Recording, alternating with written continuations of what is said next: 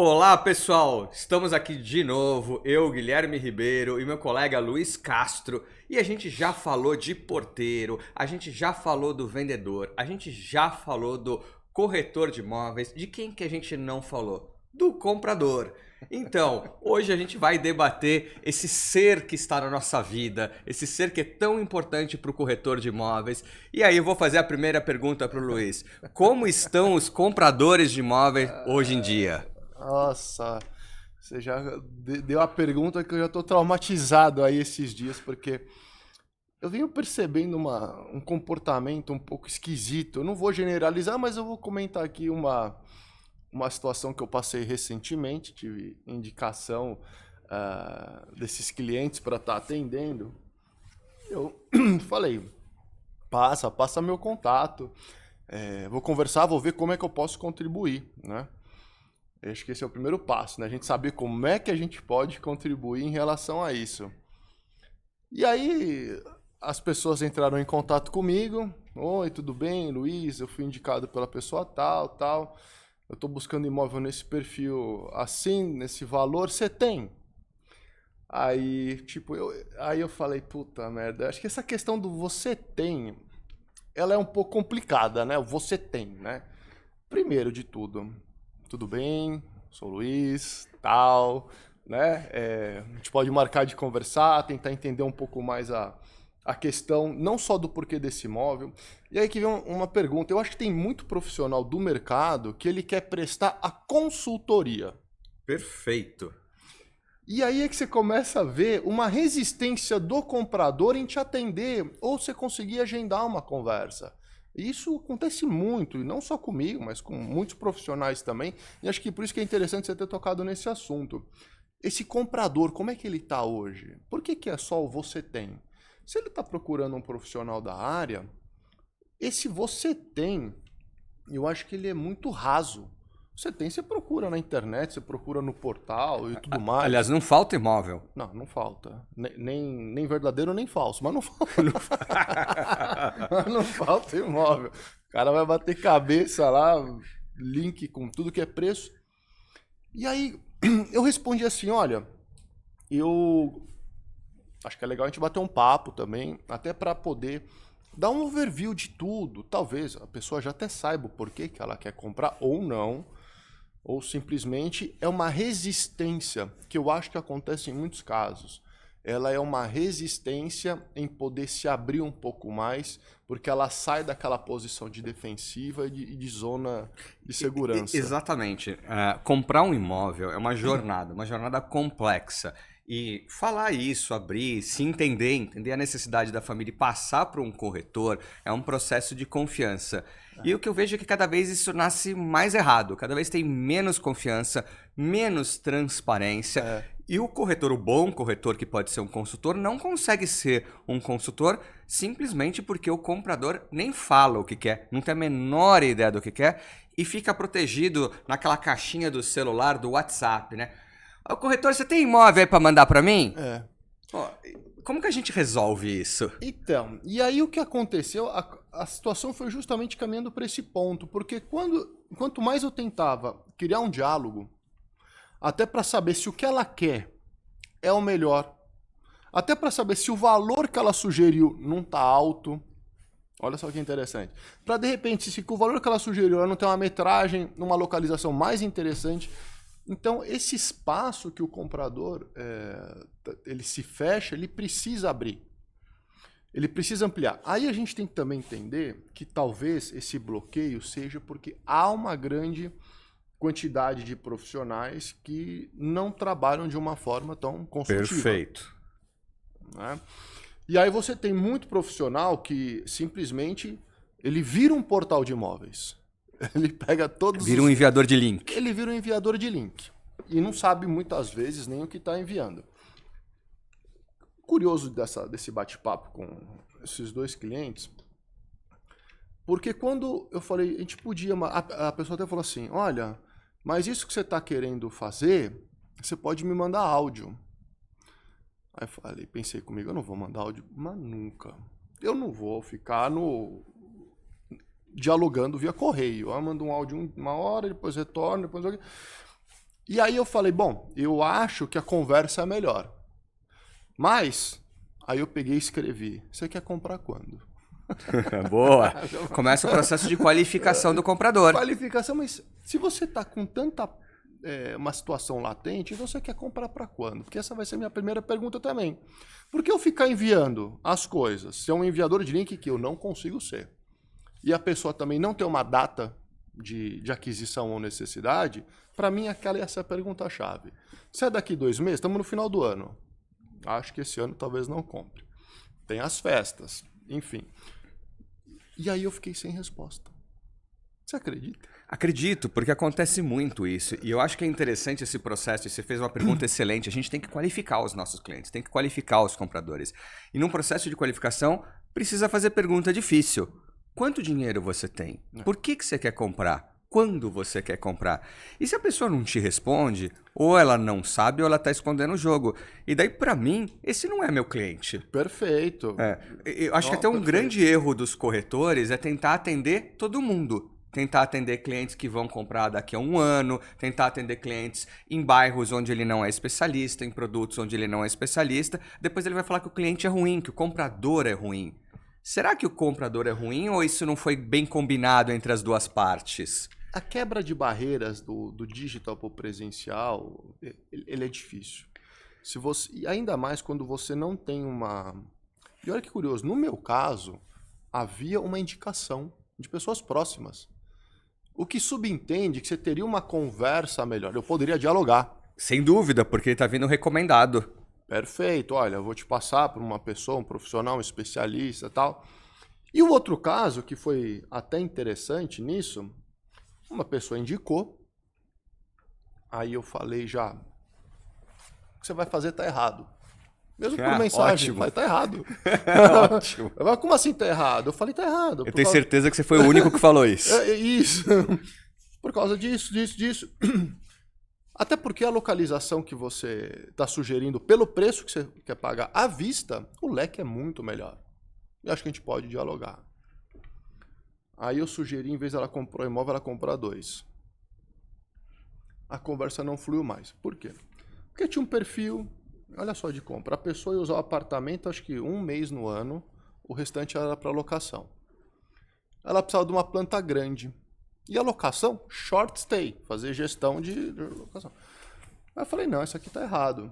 Aí eu pensando, né? Eu falando pela visão de negócio, né? Você pode comprar o que quiser. Se quiser comprar uma cobertura e passar uma semana e o resto tentar alugar, O problema é teu. pega seu critério, uma rentabilidade diferente. Aí quando eu falei, você precisa trocar por 2 nessa metragem, a conversa não fluiu mais. Brecou, não tive mais retorno. E não consegui falar por telefone.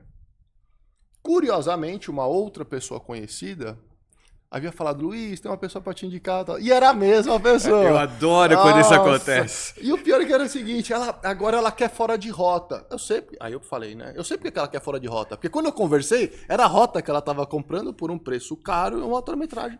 E eu já tinha falado. Aí eu falei, por um acaso, essa pessoa é aquela. Ah, é aquela. Ah, então tá bom.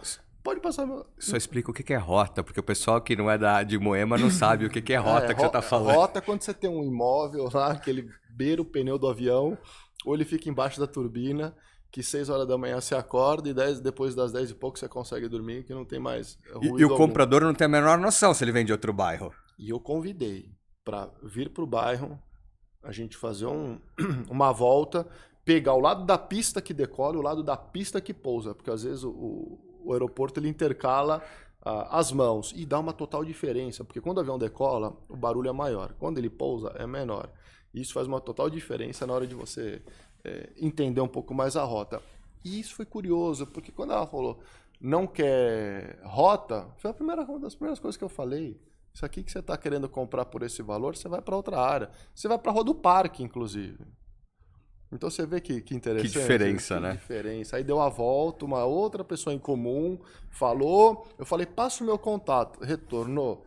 Não retornou. Então também, quer saber? Aí, deixa quieto. Mas por que será que mudou tanto o perfil? Porque eu lembro muito da época que o comprador saía a pé, rodava no bairro, visitava as casas, ia nos plantões, ia na imobiliária, e a imobiliária tinha muito aquela de ter loja mesmo na rua, não era um conjunto comercial no prédio.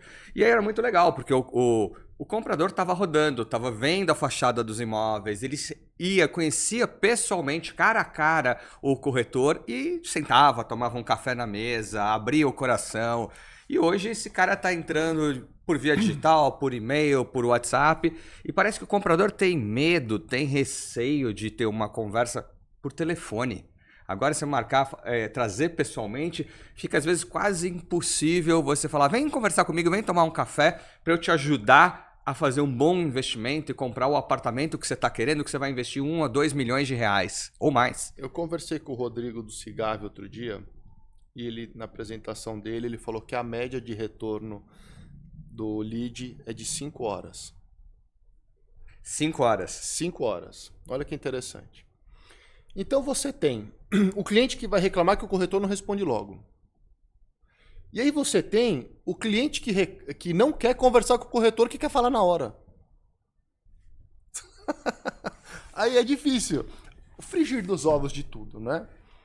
Você tem que ter a paciência e saber que você vai lidar com essa situação.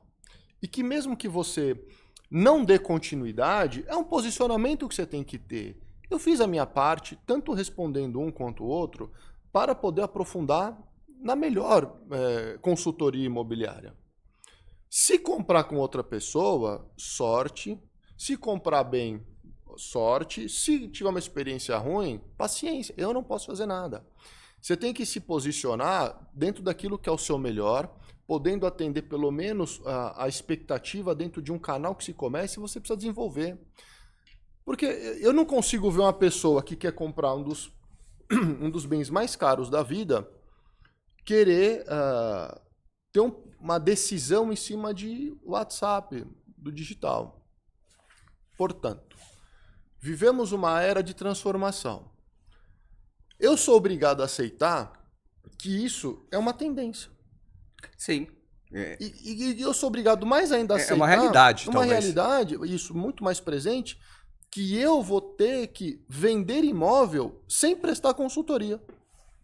E é o que está acontecendo. Está tendo uma certa plataformização da profissão imobiliária, né? O que não isenta ou exclui ainda o corretor de imóveis, você sabe que isso é uma discussão até ampla e lá não é tão de hoje, mas é que a gente está tendo que aceitar que a gente vai vender imóvel sem dar consultoria imobiliária, a fundo mesmo, até para saber se o que vem no digital ali, no canal, no portal ou no WhatsApp, se realmente aquilo faz sentido, porque chega uma hora, você tenta o diálogo, mas você não consegue. E você tem que fazer a venda. Exatamente, você vive disso, né? Vive disso. É muito ruim. Eu acho que eu tenho que fazer um exercício interno de tentar fazer com que eu converta uma venda sem dar o meu melhor. E uma coisa muito importante, essa jornada de comprar um imóvel é uma jornada longa, uma jornada que tipicamente leva alguns meses. É muito raro, quase impossível, a pessoa acordar hoje e falar, hoje eu vou comprar um imóvel, entra na internet, vira lead, visita e compra e assina no mesmo dia. Essas coisas não acontecem. O cara fica meses nessa jornada, começando com aquela descoberta, putz, comecei a ter vontade, minha família cresceu, ou mudei o emprego, vou trabalhar em outro bairro, eu preciso mudar. Daí entra no Instagram e vê um monte de imóvel, entra nos portais, começa a visitar, começa a entender o bairro, entender o budget, descobre que tem que vender o apartamento atual dele para comprar um novo. Então é um aprendizado de meses. E do outro lado a gente tem o corretor, que tem que saber que o comprador vai levar meses, tem que começar a estabelecer esse rapport, essa empatia, para ter a confiança desse comprador, para entender o momento da jornada, porque às vezes você vai ter a sorte de receber um comprador que já está maduro, que já tem o dinheiro, que já visitou, já sabe o que busca. Outras vezes você vai ser o primeiro corretor a ser abordado por ele, ele está pensando num dia trocar o imóvel dele, ok? E é um processo muito longo. Como que a gente faz então para convencer esse comprador? Comprador, Olha, não é tão fácil comprar. Eu sei que você está sonhando em comprar um imóvel novo, mas talvez custe mais caro do que você imaginou. Talvez você tenha que vender o seu imóvel. Vai demorar 6 meses, 1 ano para vender o seu apartamento. Você vai ter que acreditar no que eu estou falando. A gente vai fazer visitas e, infelizmente, eu vou te mostrar imóveis que talvez não sejam tão legais. Isso é para o seu bem. Porque eu tô te ensinando, tô te ajudando a conhecer o que cabe no seu bolso, o que existe hoje de opção. Se você colocar um pouquinho mais de dinheiro até onde você vai, se você quiser economizar. Como que a gente faz isso para mudar a cabeça desse comprador? Olha que interessante, né? A gente vive num mercado onde a gente não valoriza aquele que é o instrumento da conversão. Por que eu digo isso? Imagina se tivesse um rating de corretores. Eu sempre sonhei em ter isso, sempre sonhei. Se é um corretor 4.9, o outro corretor é 3.2. Por quê? É esse cara, o 4.9, o 3.2, que é o que você deveria escolher e ele te trazer o que melhor te atende. Eu vou mais longe, não deveria ser só um rating, deveria ser um Tinder. Porque não basta só a nota, tem que ter um match com a pessoa que está do outro lado. E hoje você tem um marketing excessivo em cima do produto. Então você tem um marketing que você embeleza o produto e você tem uma experiência negativa que cai a venda do produto, que foi muito marketeado. Agora, quando você tem produtos que já são desenvolvidos para a venda, já tem um staff, arquiteto, aquisição do terreno, localização, acabamento. E aí você já tem isso que ele já é algo positivo. E aí morre aonde não tem a capacitação profissional. Então o comprador ele deveria buscar mais a empresa e o profissional com rating top do que o produto. E o que acontece é ao contrário. Então a gente tinha que criar um portal de brokers, de corretores. Sem dúvida. Gente, isso existe lá fora. Aqui no Brasil não existe. Eu acho que seria legal isso, a jornada do comprador ser com base no profissional e não no produto. Sim, porque o bom profissional, o profissional especialista no que você está buscando, vai te mostrar os melhores produtos. Não, e você como comprador, você entra em vários links de vários corretores. Olha que incoerência. Aí você vai ter o duelo, você vai ter o conflito, porque cada um vai ser um mais carnificina do que o outro, e o produto muitas vezes fica em segundo plano. Olha que interessante. Então, se você começa por onde o que é imutável, que é a capacitação profissional, o talento da pessoa, que é intransferível, o talento é intransferível. Então, você vai pelo profissional, chegou no profissional, é esse aqui que eu vou entregar o meu tempo, a minha dedicação e com quem eu quero realizar bons negócios. E o comprador não precisa ter 10 corretores. Não. E o pior é que os compradores fazem isso. Eles vão clicando em todos os anúncios, caem na mão de várias imobiliárias, de vários corretores.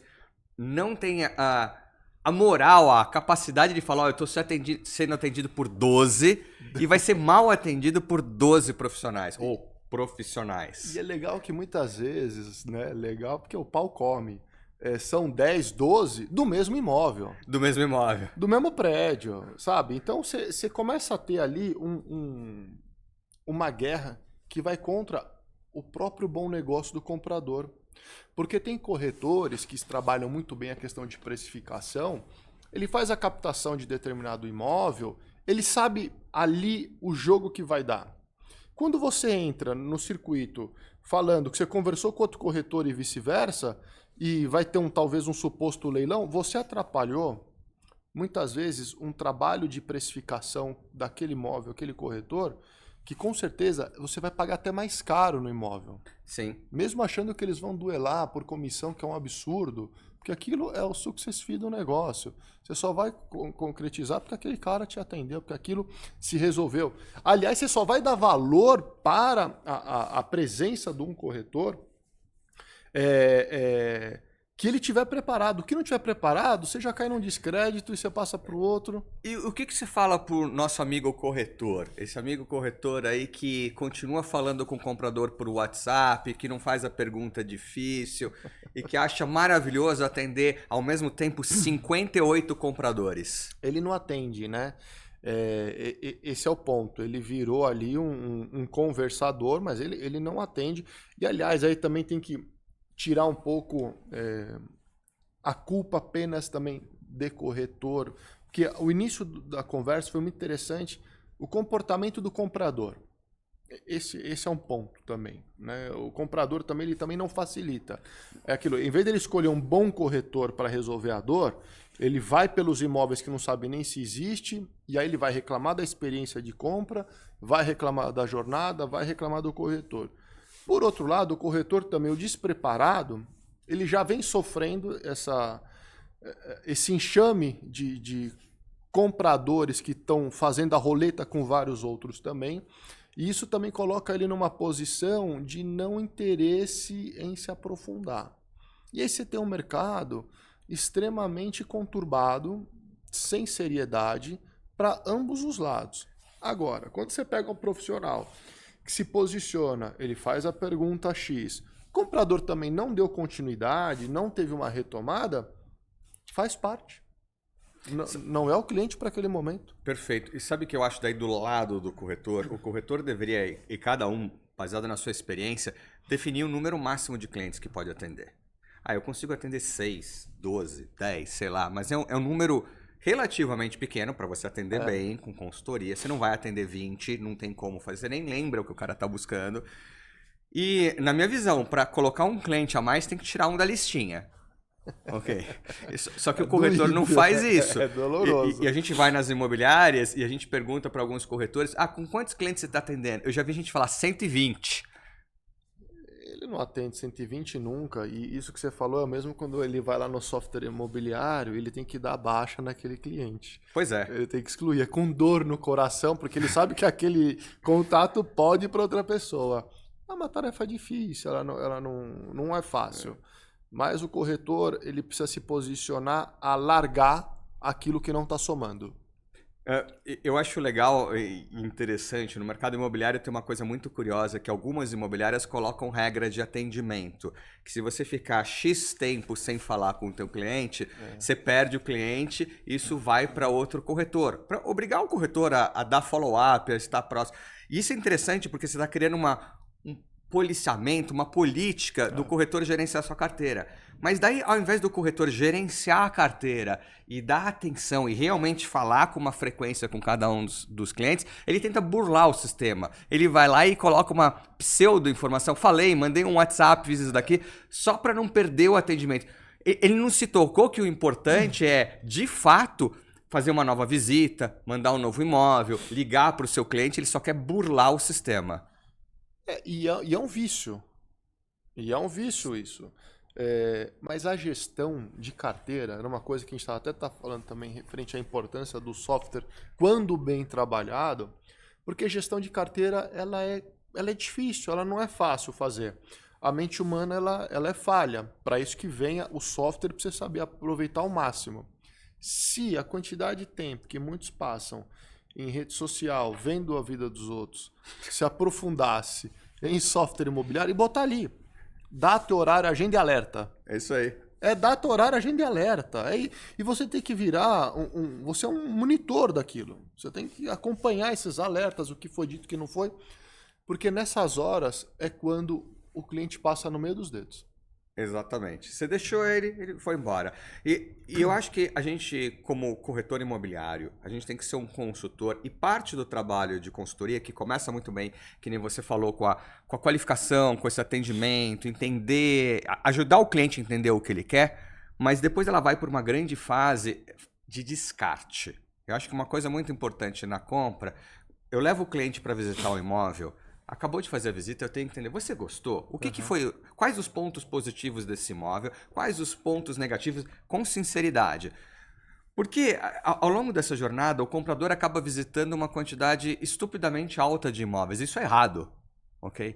Então, eu tenho que fazer, ele tem que ser um seletor. Olha, eu gostei desse, você gostou desse? Então, daqueles outros 2 ou 3 que eu tinha visto antes, qual que eu descarto? Qual que não é interessante e por quê? Então a gente sempre tem que estar fazendo uma peneira para achar o imóvel ideal. E o cliente, o comprador, não sabe fazer isso naturalmente. Então a gente tem que sentar com ele e mostrar, olha, esse o preço é tanto, o endereço aqui, esse prédio é novo, esse precisa de menos de reforma, esse tem a academia que você gosta, ou a quadra de tênis e por aí vai. E cada cliente tem a sua necessidade diferente. Tem um ponto que eu acho que ele é fundamental na busca do imóvel, que não é o imóvel. É a localização. Quando você domina muito bem uma localização, o bairro, o entorno, qualquer imóvel tem uma maior chance de venda. Porque você soube vender além da planta. Você soube vender localização, você soube vender segurança, você soube vender facilidade, você soube vender tendências, você soube vender vários aspectos que são complementares àquilo. Porque a planta você pode mudar, a decoração você pode mudar, o terreno você não vai mudar e o entorno ele pode se transformar gradual. Então o corretor que tem conhecimento vasto de entorno, localização, esse é um cara que ele vai pegar a peneira do imóvel, vai ter uma chance muito maior de conversão porque você vai ter propriedade para falar de um macro. Perfeito. E nem todos sabem fazer isso. Eu lembro que num dos episódios, o corretor perguntava na portaria onde era o elevador. E a gente vê isso com frequência. Com muita frequência. Aí é que vem de novo você poder selecionar um bom profissional. Porque esse bom profissional, se ele não quiser conversar, ele não é um bom profissional. Porque ele tem medo das perguntas do comprador. Ele tem insegurança de resposta. E muitos são assim. É a maioria, sim. Então, quando o comprador entender que ele pode, através do bom profissional, ter um banho de sabedoria, uma aula de cada centavo que ele vai gastar, esse cara com certeza vai sair buscando imóvel, não só pelo perfil do que ele deseja, mas buscando, primeiramente, me dá um cara que sabe de tudo com propriedade. Perfeito. Esse é o ponto. E eu acho que é interessante, eu vou dar uma última dica e depois eu vou te passar. Eu vou falar agora o que o corretor poderia fazer para. Uma dica para o corretor para trabalhar com os compradores. E eu queria que você desse uma dica depois, em seguida, para o comprador. Comprador, o que você deve fazer? Então, eu vou começar exatamente no que o Luiz estava falando.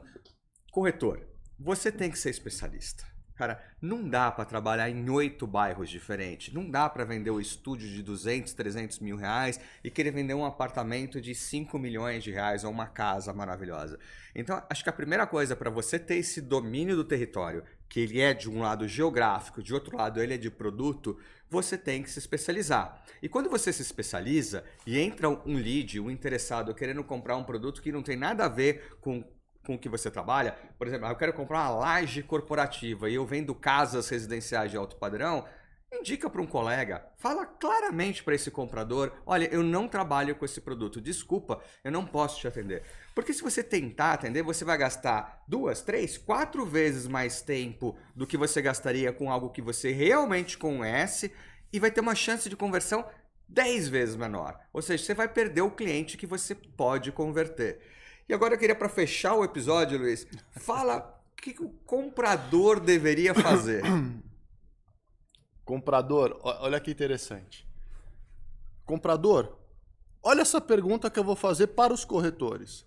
Corretores, como é que vocês se sentem atendendo o cliente através de imóveis que vocês nunca viram? Comprador, presta atenção nessa pergunta que eu estou fazendo para os corretores. Corretores, como é que vocês se sentem em atender clientes compradores de imóveis que vocês nunca viram? Então, comece por um bom profissional, uma boa indicação. Vá numa empresa, vá numa imobiliária, sinta a segurança. Mesmo que você entrou através de um canal, portal, digital, alguma coisa, mas converse, porque você precisa sentir a segurança. Comprar imóvel não é na mesma velocidade que você clicou num link no seu celular. Ali é a ponta do cume, da agulha, da montanha. É aquilo. O restante é pessoal, até para você ter segurança naquilo que você está fazendo. Maravilha. Gente, é isso, a gente está terminando hoje mais um episódio aqui do Corretor na Fogueira. Clica aqui para se inscrever, clica no sininho para notificação e a gente te encontra no próximo episódio. Muito obrigado! É isso aí, Gui. Valeu, até a próxima.